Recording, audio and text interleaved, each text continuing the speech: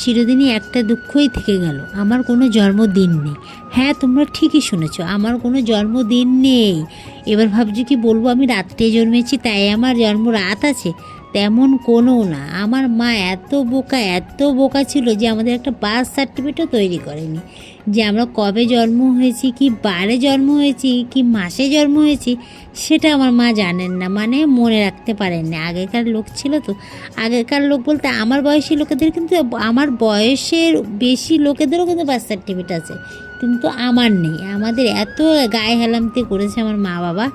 যাই হোক, তা সত্ত্বেও কিন্তু আমার লোকের জন্মদিনে যেতেও হয়, খেতে হয়, খুব দুঃখ বুকে নিয়ে চেপে রেখে তাই জন্মদিন খেতে যেতে হয়। নিজেরটা তো করতেই পারি না, লোকেরটা গিয়ে খেতে হয়। আমার জায়ের জন্মদিন ছিল আজকে, বাড়িতে একটু ছোট করে আয়োজন করেছিল, সবাই টুকটাক পাড়ার কচিকাচাদের নিমন্ত্রণ করেছে, বড়দেরও করেছে অল্প কিছু, প্রায় অনেকজনই নিমন্ত্রণ করেছে। সবাই এসেছিলো, বেশ ভালোই লাগছিল। এখন কেক কাটা হবে বলে সব রেডি করা হচ্ছে। আমার ননদের মেয়ে কেকটা বের করে রেডি করলো, ও ওর মামির জন্য এই কেকটা নিয়ে এসে, আর ওই কেকটা হয়তো দাদাভাই নিয়ে এসছে, আমি ঠিক জানি না। তো দেখো ননদের মেয়ে যে কেকটা এনেছে, আমার নাম লেখা আছে অনামিকা, ওর মামির নাম, ওর বড় মামির নাম হলো অনামিকা। অনামিকা সুন্দর করে নাম লিখিয়ে তারপরে এনেছে। আমি জিজ্ঞাসা করছিলাম কিছু একটা, ও তাই বলছে।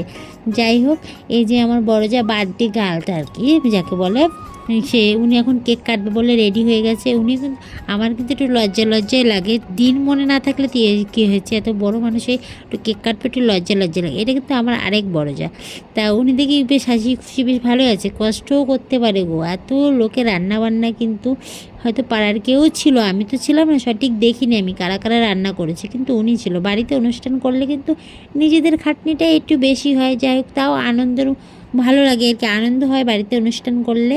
তাই কেক দুটো হাতে নিয়ে, দেখো দুই হাতে কেক নিয়ে ফটো তুলে, পিছনে আবার বেলুন লাগিয়ে দিয়েছে আমার বড় যা, বেশ ভালোই লাগছিলো। যা একটু ইয়ার্কি ফাজলামি করছে। এবার হবে কেক কাটার অনুষ্ঠান, সবাই দেখো।